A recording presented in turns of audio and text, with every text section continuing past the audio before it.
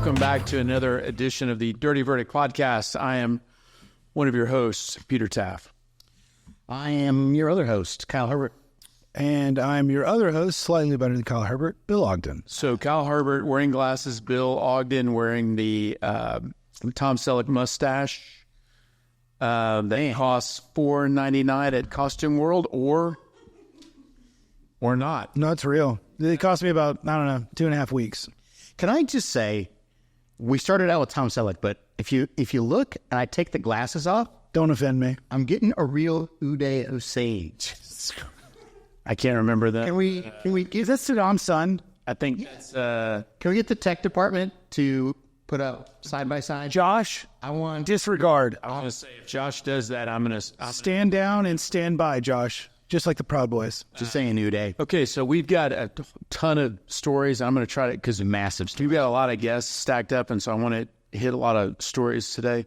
But I want to start, since this is the Dirty Verdict, with the verdict that someone at this table has had recently. Woo! And his name would be Kyle Herbert. The Kyle Herbert of the Herbert Trial Law Firm. So Kyle, I think you referenced this. I was listening to Todd Clement's interview the other day that we did. You look stressed. Yeah, at the time we were doing it, your hair was out of control. I've gotten a haircut since then. There was Doesn't show. papers spread everywhere that we had to put out because you were in the middle of a trial, and I think you referenced that. So that was an auto case in Waller County. Yes, Hempstead. You mentioned that you were it was being defended by a lawyer from Dallas, because that's Todd was from Dallas. Right. You referenced that. So how did things turn out, Kyle? Thanks for asking, Pete. So this was a auto wreck case in Waller County, which is a very conservative county. And that's Hempstead as the county seat? Yeah, Hempstead is the county seat. Okay. On 290? Yeah, exactly right. In fact, this was a wreck that happened on Business 290. Wreck happened back in 2019. And this was a minimum limits policy case. $30,000 is the maximum you can recover if they accept your demand for that amount. That's right. And a reasonably prudent insurer would also agree with that. So we Stauerized them multiple times. Stauerized means we made a demand for their policy limit in return for a release, which would have limited our recovery to $30,000. They declined several times. And then we went and we mediated this case years ago, and where they offered 5,000 whole American dollars, which we did not accept. How much in medical bills did your client have for the accident? So my guy had about $85,000 in past medical bills. And they don't want to throw up the 30? You know, that was what we talked to them about a lot at mediation. We said, look, if I'm buying your liability argument and I pretend my guy gets stuck with 50%, you're still going to blow through that policy with just my guy's past meds, assuming no other award.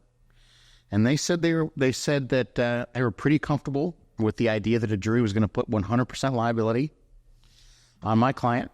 And your client was who, and a little bit about him? Yeah, so I'll protect his privacy and not put his name out there, but Public record. it is. Fine. But Dox him. our client was a great fella. Mid-70s when this wreck happened.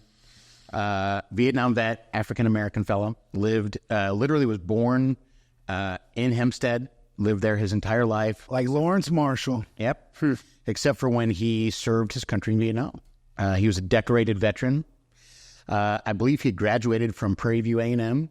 TV. There. With an undergraduate degree. Same county? Yep. Yeah. And he had made a bunch of progress towards a graduate degree. I think he had volunteered at the university. I think he taught there. What is going on with your jacket? What? I don't know. I don't know if you're tapping your foot or something. There was a lot of movement. I'm so sorry. Yeah. So excited about this. Yeah, I can tell. He got that dog in him. And he worked as an engineer for a while. Worked on some construction projects. Like, nice, reasonable fella. As it turned out, I think I've said this a lot of times, having a really believable client that people are going to like makes all the difference in the world, you know? We walk into these trials and we think we're going to, create gold out of straw. But, having a really honest, forthcoming client who's a good advocate on his own behalf was, I think, the most important part of our case. What happened in the accident? Our fellow was,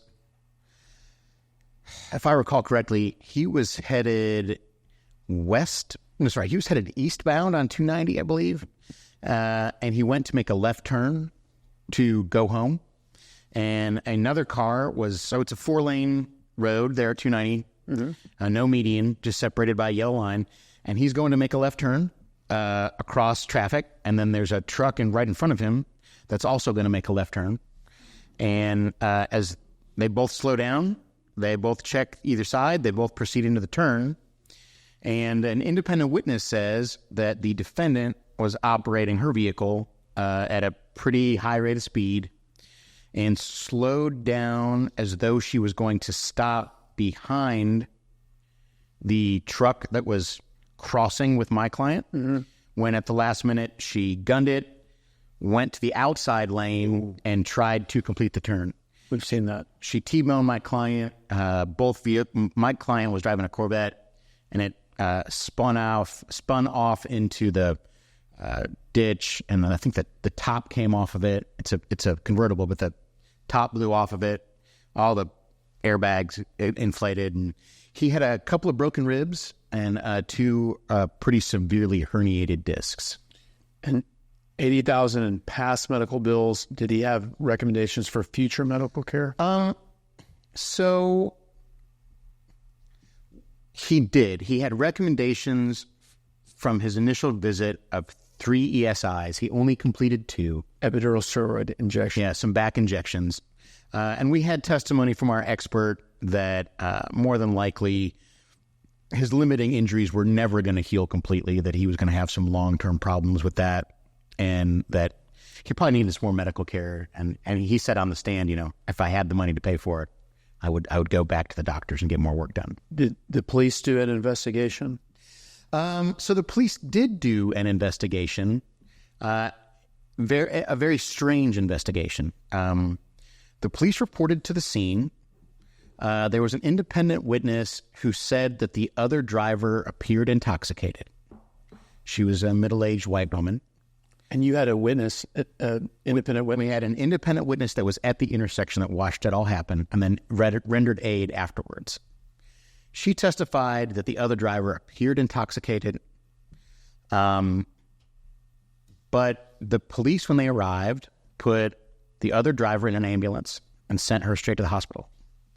And they issued my guy a ticket for making an illegal left turn.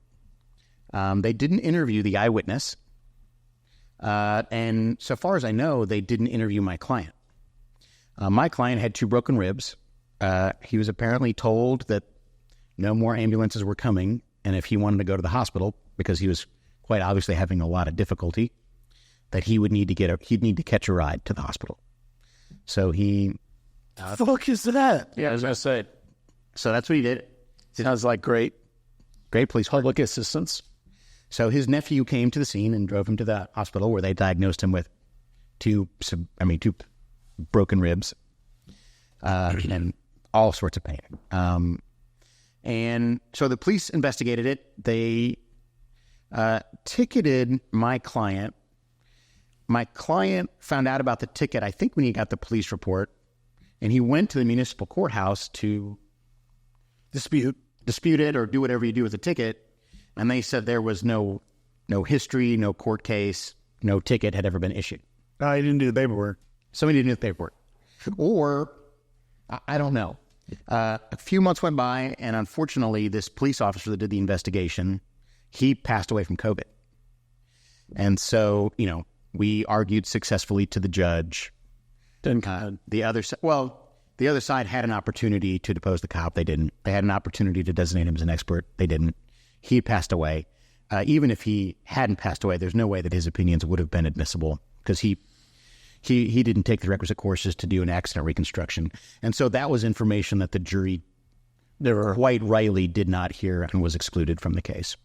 Did he assign contributing factors on the police report? Yeah. Either side? 3 of them. To you? He put 3 of them on my client, and he put 1 on the defendant. Got it. Interestingly enough, the one factor on the defendant said C, narrative, and then it doesn't address it at all. Okay. He also drew the intersection as a 3-way stop, not a 4-way stop. He put the defendant in the wrong make and model of car.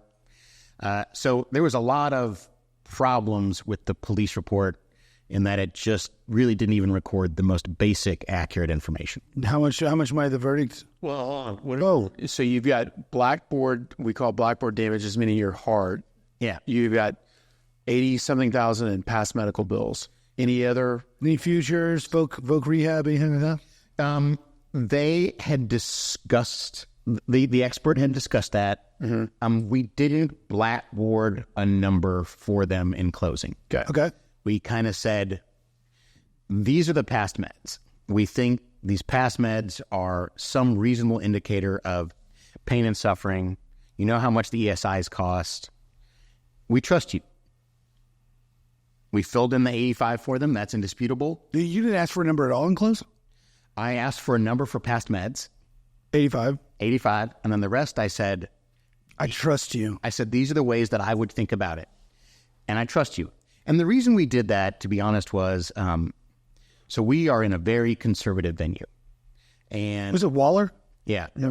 And we voir-dired extremely heavily on pain and suffering, mental anguish, soft damages.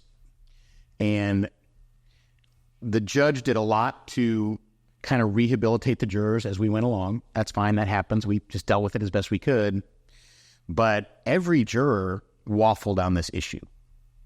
I could award damages if he's really hurt, but I don't think he's really hurt. But maybe he is really hurt. And so I kind of gave them some ideas about how to think about doing the math problem. But when it came time to putting a number in there, I said, look, you guys are going to have to hash this out. You're going to remember from voir dire, half the room said they would never award damages of any kind. And the other half said, maybe, but it really depends. Well, I'm just going to have to trust you guys to do the right thing. Not maybe the most compelling closing I've ever given. Verdict begs to disagree. Well, we kind of really had to soft sell it and hope the jury had just been going with us. Doesn't sound like a flaccid sell. All right. So what did the I got beat to break. Yeah. What did the jury come back at? So jury came back with a verdict of $617,300. And that was 85 in past meds. 85 in past meds, $500,000 in future impairment, and then somewhere between $5,000 and $20,000 on pain and suffering and all the rest. And then have you reduced it to a judgment yet? I have, in fact, enhanced it to a judgment, trial and pretrial interest. Yeah, right. I was going to enhance. Yeah. What is the pretrial interest? For those that know, there's a new thing. It's prejudgment interest is 8.5% right now. With interest rates, yes. Yeah. Simple plus one. And that can be with cases being backed up. You get a case where the accident was in 2017. So this case was in 2019. Yeah. So 4+ years ago. So 4+ years, but the majority of our damages were for future pay or for future issues. Oh, good. So we got the 8.5%, whatever the statutory rate is, but only on like the first $90,000. Got it. Okay. Plus and the other interesting thing is they designated a bunch of experts to come and testify, and we spent a pile of money we deposed every single one of their experts because we believed in this case from the beginning. And I think we deposed 5 experts. You gonna plug your workhorse? Yes, I am. So we spent like $10,000 deposing these experts, which are costs that we get back. You get costs of court is what they're costs of court. Yeah. Depositions, experts, all that stuff. Printing. So you said your workhorse. Yeah. Who tried it with you? My associate attorney, Andrew Smith. Rate him on a 1 to 10 physically. 1 to 10 physically, 11. Okay. Handsome fella. I'm imagining him now. So the way we divided up the work is he handled most of the directs. In fact, he handled all of the directs and he did open. And I did all of the cross and did close. And man, you know that's how it works. Your opening statement should be what you're going to use in direct, and your close should be what you use in cross. Exactly right. So Is that free Bill Ogden trial? Hell no, that's not Bill Ogden. Somebody way smarter than me found out. That is pure the South Texas College of Law advocacy program. Okay. absolutely, and I'm an adherent, as you know. But yeah, Andrew really has the patience and the sort of detail-oriented nature to sit down with those witnesses and go through it. Well, when I look at Andrew, I always see, I look at him and he starts talking. I'm like, he's a better, younger Kyle Herbert. Absolutely. And then Josh, our friend who helps produce the show, Elond. he had some role in this trial. Yeah, he came out and helped us with some of the tech aspects and Good. some of the PowerPoints. And, I thought we got a fair trial from our judge, no doubt about that. He does not try a lot of civil cases. Sure. Mostly handles criminal stuff. And to a certain extent, he punted on doing a lot of pretrial rulings. In fact, we didn't have any pretrial rulings to use in voir dire. Like MILs were not ruled on?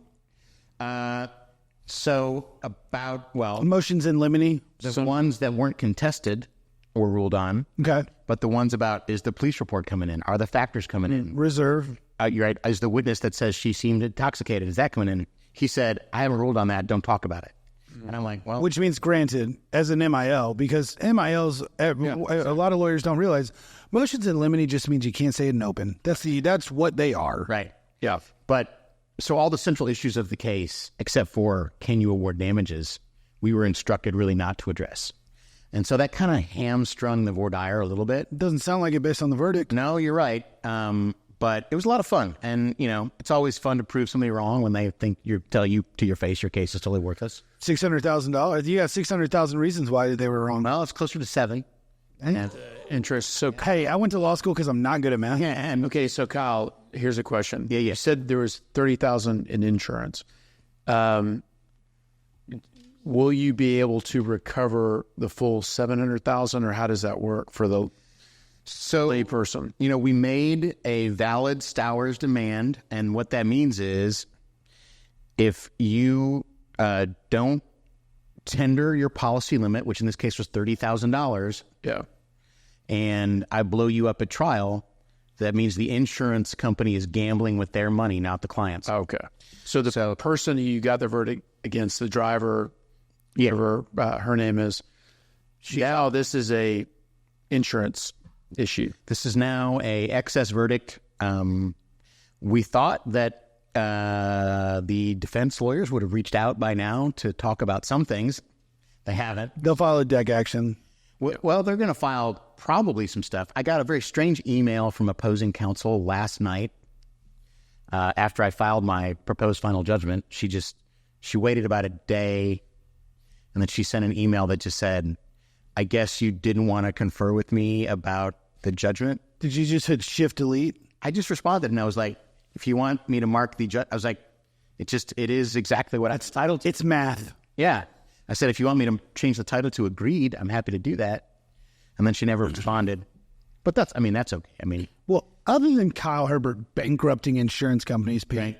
What do we got in the news? Well, on the heels of Kyle's verdict, as we were all exchanging information about that, another one of our colleagues here in Houston got himself, with friends, a $2.25 billion verdict. You must be talking about Jason Itkin and Tom Klein. That would be those two.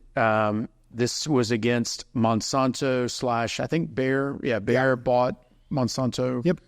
I'm sure they're real happy with that. No, if you look at that purchase in detail, they're really not happy with that purchase. So Roundup, everyone's probably used it. I have. It's a weed killer. There's some chemicals in it that have been connected to certain type, I believe, of non-Hodgkin's. Type B non-Hodgkin's lymphoma. Okay. It's a very specific type. Yes. And, of course, unfortunately, lots of popular. Yeah, I was going to say lots of people would know that because there's lots of advertisements about this, but this is a specific kind. And Jason and his team went and, according to stories and all news reports, established that this product, if exposed at a certain level, can cause this cancer, and their client had it. if he's still alive. Amanda, I'm not sure what's going on over there. I'm not either, but it's funny. Non-Hodgkin's lymphoma. Type B. It's the B. It's the type B that gets her. It gets her every time. Cancer. Yeah, nothing more funny. So To Amanda. So this gentleman was exposed at work, and then he used it at home, and apparently, had a rural property that he would use it to kill weeds at. So he was exposed. And okay, Bill, for Yes, I have a few of these. there are on exposure cases. Those are typically hard because you have to Extremely hard. Dose and duration. That's your problem. yes, how much of the chemical you're exposed to, the dose, And how long? duration, how long, and then you've got to get all kinds of experts to do statistical studies and toxicology. The problem with the cases is there's only a handful of oncologists that will even dabble in the litigation field. And the ones that have aren't going to just go with your random, hey, I got a case, let me hire you on it. They're going to say, like, who are you? They vet harder than you do. Yeah. But so doing that, But when you're Jason Aiken, yeah, anybody's going to work with well, you. the trial, obviously, Jason and the Klein Spector are awesome trial lawyers. But to your point, everything that led up to that, thousands of hours, millions, probably Millions and millions, like probably tens of millions of dollars, maybe. Yeah. And then, of course, you find that, and then you've got to find the documents that show the company knew about it. So that was $250 in actual, 250 million. yeah, and actual damages, and $2 billion in. So in Philadelphia, in Pennsylvania, which is where this was, two important factors. One, they have a single-digit multiplier on capping punitives. There's also a federal standard that will take them down a little bit more, but I haven't heard much about it in this case. And the second one is the Pennsylvania. In Philadelphia is probably the worst place to be as a defense lawyer right now. And I don't think it's even close. It used to be Miami-Dade. It used to be Cook County in Illinois, and they've switched back. I think Philadelphia and Dallas County are probably your hot two, and Harris County's on their tails. And Bill's firm has a closer at $1 billion verdict. That's With the pretrial interest, we're a little over $1 billion. The other thing is, and especially on a case like Jason's, you got $2.2 billion. You got to put up 125% bond if you're going to appeal in Pennsylvania. So you're talking $3 billion. yeah. That's a lot of money for a company to put up on the whim that they're going to win some sort of appellate issue. That's a lot of cheesesteaks. I've seen. And then you're also hit with simple interest plus one. You're going to get hit with 8% interest on $3 billion. I don't know every day. It works out, but it seems like a lot of money. I know that the interest on the Mitsubishi verdict that Wes Ball and Kyle Farah, my office, got was $169,000 a day, roughly $59 million a year, not compounded. So Okay. It gets expensive real quick when you start dealing with those kind of numbers. And I love big verdicts. I'm the biggest fan of them.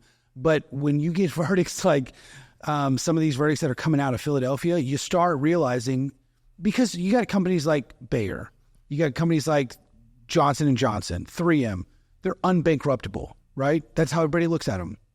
You get verdicts like that, everything's on the table. Because how many Monsanto cases are still out there? Thousands of them. Mm-hmm. You got one that's worth $2.2 billion.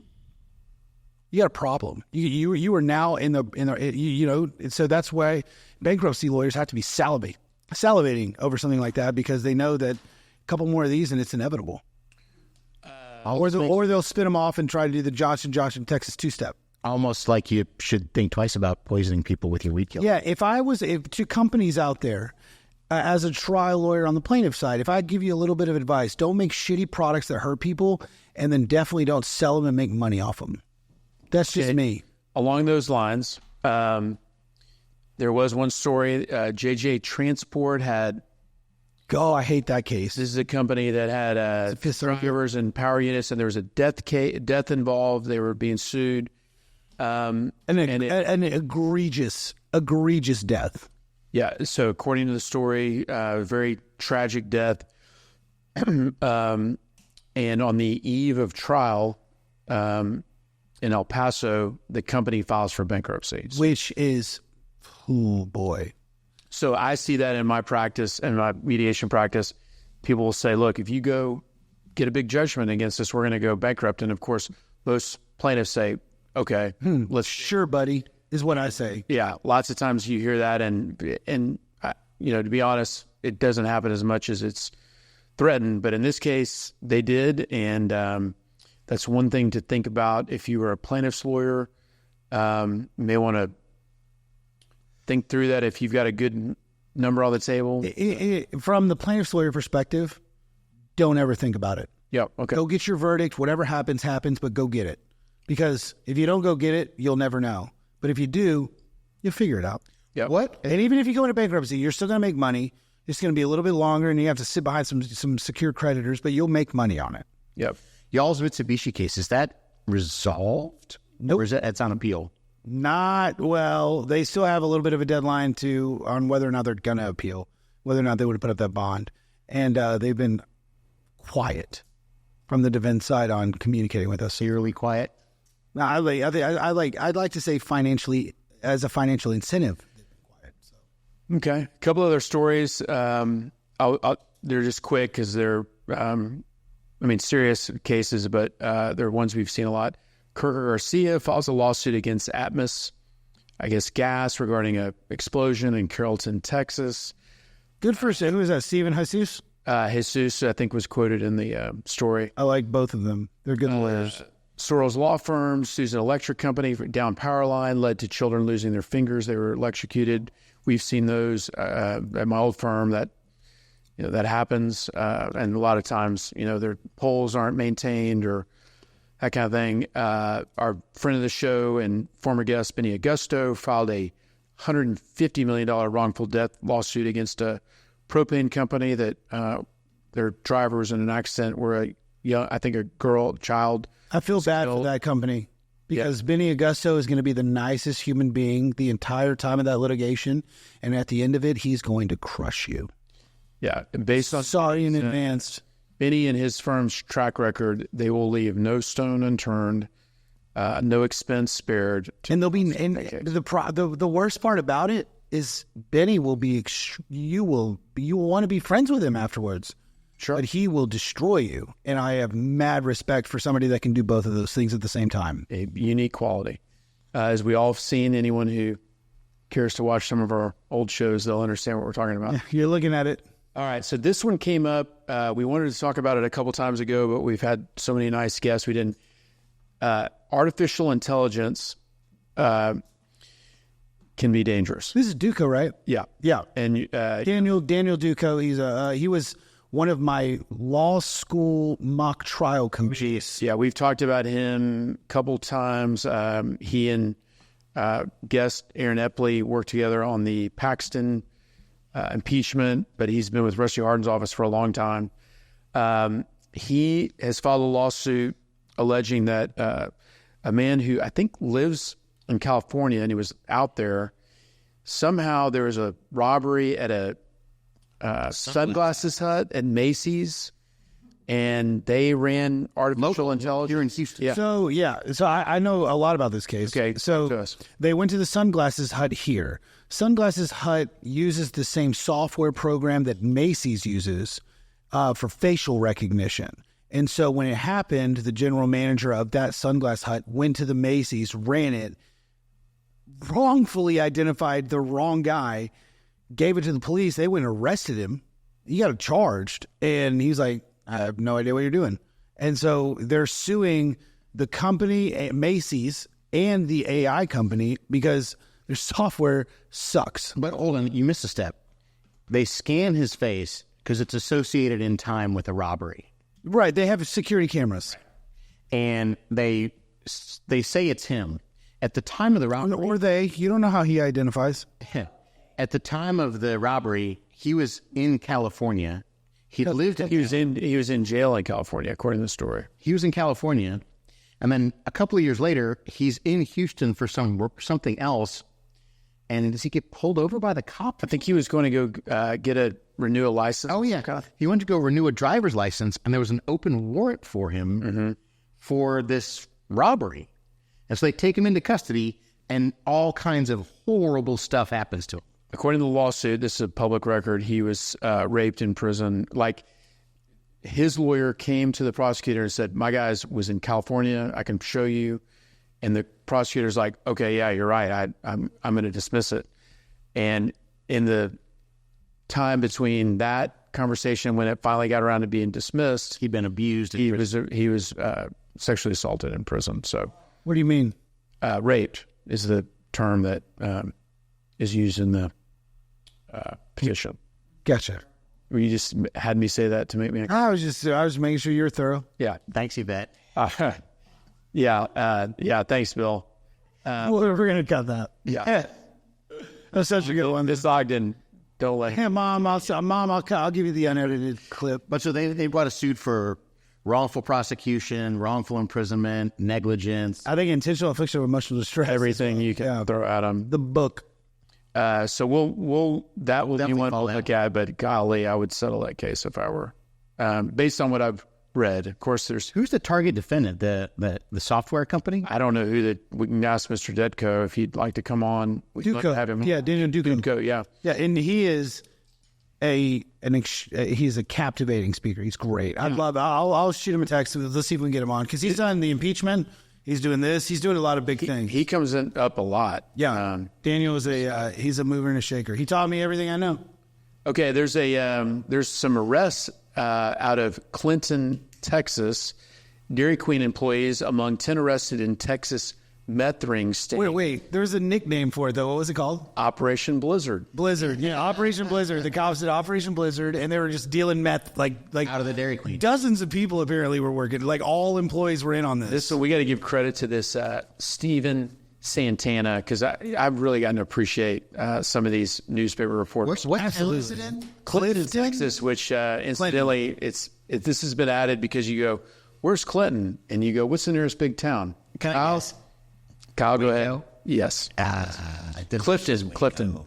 So here's the lead from this reporter.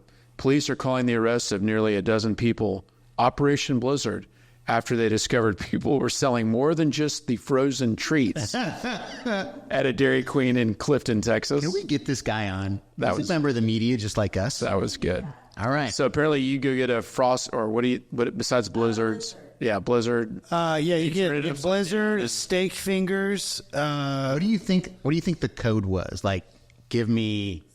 I think it was just, you just gave him the look. You gave him the meth look, like, and they just gave you meth. Sold you meth, sold you. The password is tweaker math. Can I get some tweaker math? There's another Waco story. They're very litigious in Waco, apparently. Is this like another lawsuit between Chip and Joanna that ended up in the what do we call it? What do we say, the wacky court? The shiplap? Oh, the Mason court. Yeah. No, this one says a Waco woman is seeking more than $1 million in class action status for her case against the Heart of Texas Behavioral Health Network over a November cyber breach that potentially left patient personal health information vulnerable to misuse. Thoughts? No thoughts, just a question. Yes. What's your damages? Correct, because it's potentially. It's potential, so she might not be damaged at all. And second of all, even if it did happen, what's your damages on a data breach? Yeah. I think this is, again, one of those lawsuits where lawyers get rich and clients get 90 cents. Okay. So what kind of entity let the information loose? A health entity. So they have they're held to a higher standard because of HIPAA, the Health Information Protection Act. But so is HIPAA's not civilly enforceable, is it? That's I used to see a lot of debate about that because people would, because it is no question it's a HIPAA violation. Yeah, in the personal injury space, for sure. Y'all as plaintiff lawyers will give your health information to defendant and give them a release or whatever. But we don't have to worry about HIPAA. Yeah, we're not providers. Exactly. But there was some debate because someone would put someone's medical records on the e-filing. Sure. And then there was a thing like, can I sue? And I think that's all, as y'all said, been put to bed. There's not a civil cause of action for that. Am I right on that? To be totally honest, I didn't think there was, but I could be very wrong. I thought that it had been. But I know when you do make that violation, it's a certain amount of money per record. Yeah. Okay, so that's one thing. My thought is that's the world we live in. I mean, the records were just available. Apparently, or thought to be. Like there was a report, and the lawyers who filed this case are gonna have to do some work to figure that out. Huh. That's out there. This one, is interesting. Mark Zuckerberg's been ordered to give his deposition in a case that the state of Texas, represented by Attorney General Kenneth Paxton, has filed involving their facial recognition software. So I wanted to give you guys a forum to talk about what we say are apex depositions. A lot of times lawyers will say, I want a corporate rep person. It doesn't have to be the person with most knowledge. The corporation just has to educate someone to come give the depo. And then if you're asking for a CEO, they say, no, that's CEO. You're just trying to harass us. The standard is you have to show, no, this individual in their own brain has. Yeah, that's a 30B4. So 30B6 in federal court, or 199 in state court is a corporate representative. Right. But a 30B4 or 30B2, I can't remember which subsection, is a specific person to speak on behalf of their specific position at the company on behalf of the company for that position. Yeah. And that state case, but I'm sure. So it's all encompassed in Rule 199. But at the same time, those are underused by plaintiffs' lawyers, which in my opinion, from what I've seen, but they can be lethal when you get the right person and you put the target on them, because there's not really any objection you can make. That person either has or doesn't have any personal knowledge, and most of the time, if you are asking, they have it. So that ruling was from an intermediate appellate court, Texarkana court. No doubt will be appealed to the Supreme Court, and even though the Supreme Court doesn't have to take everything. They might clear that one up. If there's some gray area, they might clear it up. Yeah, it's been a while since there's been a case on quote-unquote apex depositions. I'll give Nasty Nate a call, see if he's going to take it. Yeah. So they want to depose Zuckerberg? Yeah. Yep. That's Nathan Heck, by the way. Yeah. His we don't endorse. 1/4 of the room loves Nathan Heck. All right, let's see. A couple other quick ones. In the Elon Musk pay package fight, there was some shareholders that questioned the billions of dollars. Apparently, his former general counsel of Tesla, who's now, I think, with a company called Figs, which are those the scrubs that are kind of cool that medical professionals wear. He apparently, according to news reports, cried during his deposition over this because of his general counsel or the general counsel, because he was just talking about how much he loved the company and. He's just that passionate about scrubs. But it was legal component is he is the lawyer for the company, and technically he is adverse to Elon Musk, even though everyone associates Elon Musk with Tesla. But from a legal standpoint, he represents the best interest of the company. Yet, and Elon might not be wanting the best interest of the company. And because he approved a pay package that was exorbitant. So if you're a shareholder in Tesla, you may not think that was in the best interest of Tesla. So it's a very weird line. Y'all know this, where if you get hired to represent a company, but the individual that hires you, who is the majority shareholder. Yeah, who's your loyalty to? Well, it's your client is who your loyalty. Shareholders. So you need to know who your client is. That was interesting. Ole Miss player had sued Lane Kiffin for. He got kicked, right? Booted. I think he had fired. He had told him to leave, and I think the whole lawsuit got booted, right? Yeah, it did. It got dismissed. This was interesting. Tony Busby has been representing a Los Angeles, what they call our socialite. Oh yeah, this trial's going on right now, right? Yeah, this is going on now. She's her name's Rebecca Grossman. Everything we're talking about is public. She has been charged with I don't know the exact, if it's murder or manslaughter. It's intoxication manslaughter is what the report said? Yeah, I'd have to look, and I don't want to misstate it because clearly we've established we don't know criminal law at all. Especially in California. But she's been charged with crimes associated with her driving and striking two boys, and they died. And the allegation was she'd been drinking and speeding and racing with a paramour, allegedly struck them, killed them. That is a criminal case, and Tony's defending that with Mark Thiessen, another former guest of the show, defending that. How they hooked up? Do you know? I think they know each other. Mark, I think Mark's been taking the lead, at least from what I read today. He was crossing some toxicologists. There was some discussion about what she had ingested, and Mark, I think, is known really nationally for being really good at the science on the retrograde extrapolation, everything. He's the guy. So I know Mark and Tony known each other professionally for a long time. Okay. Why is Tony doing criminal work? Yeah, does he have a wheelhouse or does he just have a house? I think he's just a trial lawyer and likes to be. I got mad respect for that. Yeah, I think he likes working.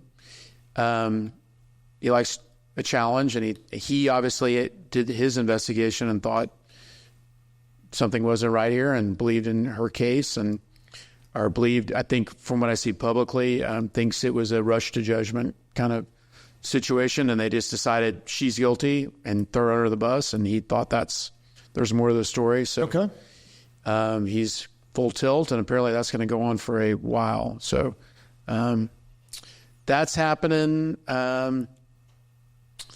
I don't know, a couple other, let's see, Fifth Circuit reduced a $255 million employment verdict against FedEx. What did they reduce? $235 million to $355,000, right, or something like that? $255 to $250,000. So $255 million, and then they just took a zero away. Yeah. Thank you, Fifth Circuit. That's called justice. Contractual provision, right? Yeah, there's a lot of steal things from people as long as it's in the contract. Well, so the employment contract at FedEx said that if there is an incident like this one, that the statute of limitations runs from 6 months from the day it happens to a year, whichever one expires first. So that's problem one in the lawsuit. And they dig into the weeds. They take away all the punitives. They take away, there's a big discussion in the opinion on how it happened, none of which I agree with and none of which I think is right. But hey, welcome to the Fifth Circuit. Yeah, that to me, that's a lesson on you get the big verdict, wait for the appeal. Or the post-trial settlement. Particularly if you're... Post-verdict settlements are strong. Correct. Okay. Do we have any good post-judgment verdict mediators?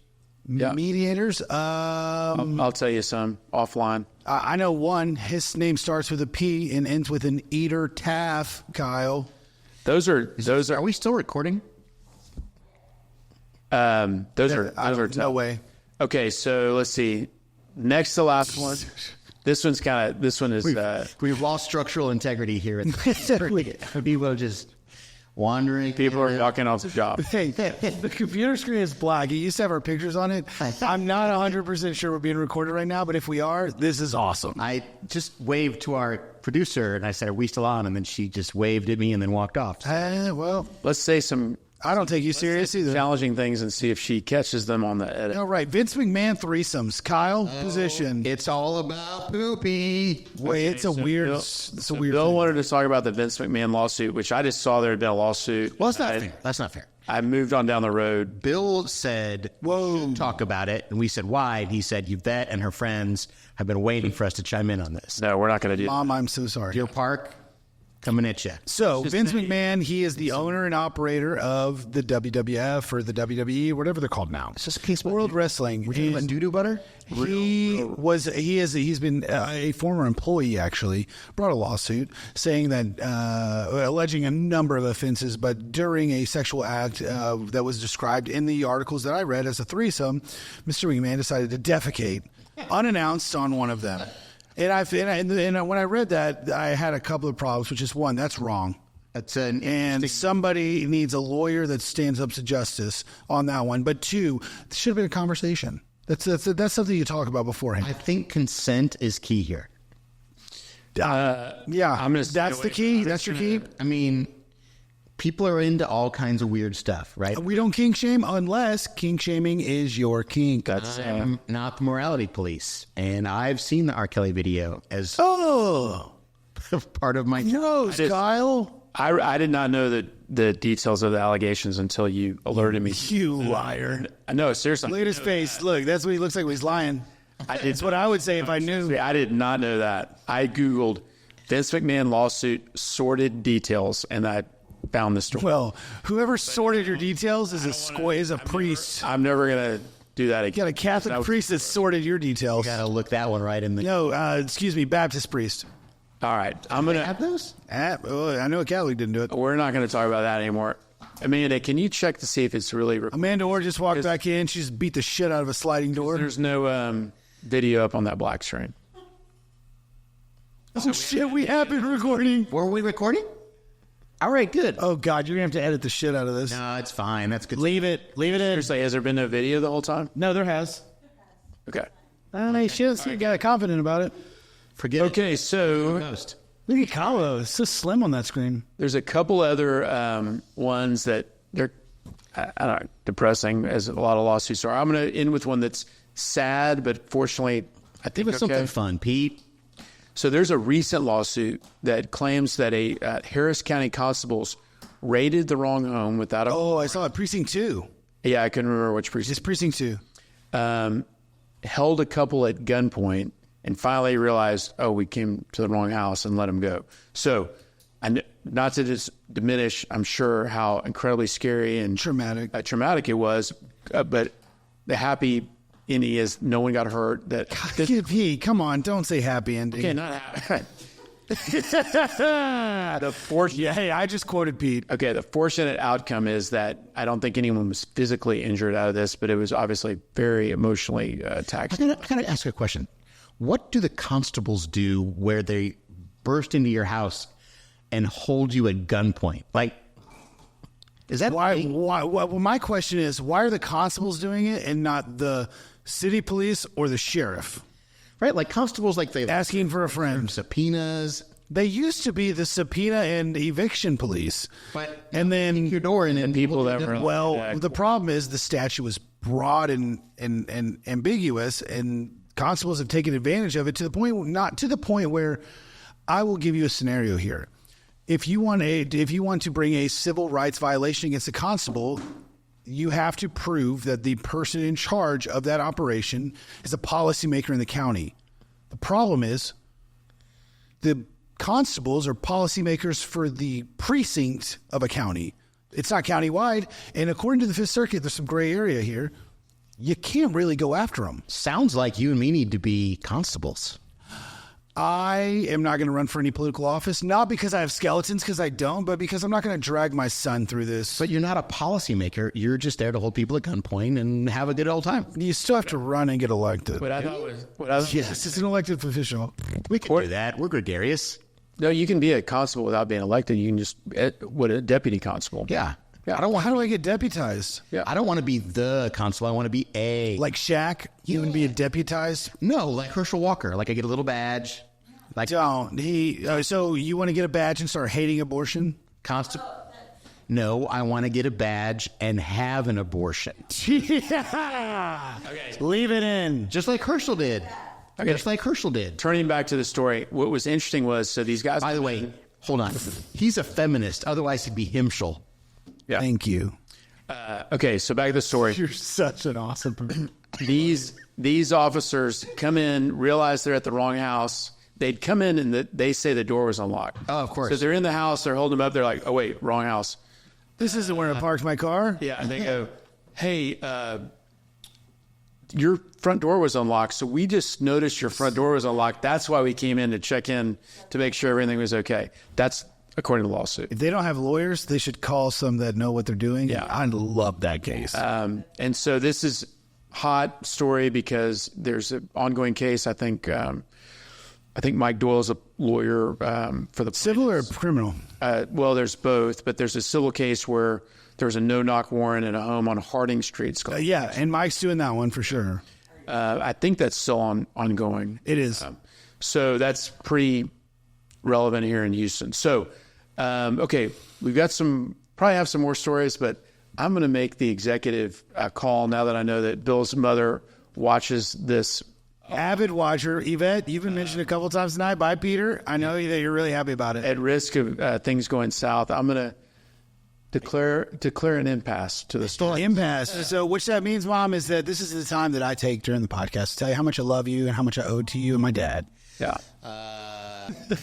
Okay, so with that, Kyle, do you have anything to add? Who you love? Go Mustangs. You know, it's been a long day. It's been a long podcast. I think you're going to say it's been a long career because you're so old. I got to tell you, it's been a long couple of weeks, and I agree with Peter. Maybe we just, in the comments, guess how much Kyle's net worth is. If you need to tell us how much you love us, like a podcast. how much you love all of us. God bless us, everyone. This will be our Valentine's Day, probably. Yep. And When we go off air, Pete, Kyle, and I, we're all kissing each other on the mouths. So it's going to be. No, we're going to bring on. I ate tuna fish for lunch, and I haven't. Oh, we do need to shout out Or Strategy and Chaos Theory because they're my two favorite companies in the world. Yep. Okay, so Taaffe Mediations, Herbert Law Firm. Shout out to Daniel Como. Call me. you guys call Danielle Como, and then when she says, I'm too busy, here's my sidekick. You can use me. If you My fingers are crossed she's never too busy for Bill. Yeah, probably not. Bill. Okay, so we're going to end this special Valentine 3rd edition of the Dirty Verdict podcast. Like us, subscribe, Instagram. Karate chop that like button, subscribe button. Mash it. All right, we're going to leave you for the night. Thank you. Good night. Good night.